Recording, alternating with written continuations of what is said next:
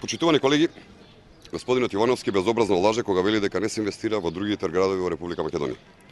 До сега се извршени реконструкција, санација, адаптација на 126 основни училишта и 65 средни училишта, доградби и надградби на 7 основни училишта и 4 средни училишта, како и санација и реконструкција на санитарни јазли во 345 основни училишта.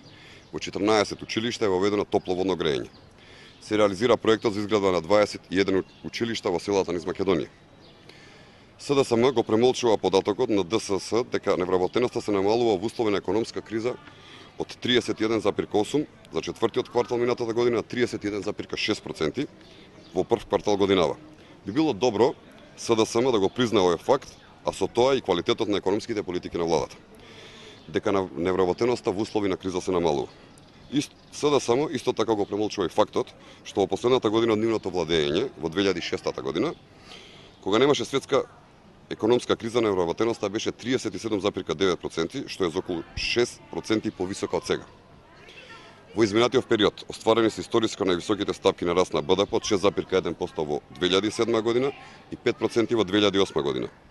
По започнувањето на големата светска економска криза, повторно во 2 од 3 години остваривме позитивен раст на БДП, 2,9% во 2010, 3% во 2011. Во целина во периодот од 2007 до 2011 година, во кој во 4 од 5 години имаше и се уште има голема светска економска криза, остварен е просечен раст на БДП од 3,2%. За споредба во периодот од 1993 до 1998 година и од 2003 до 2006 година, во кој економската политика креираше Социјалдемократскиот сојуз, просечниот раст на БДП е 1,2%.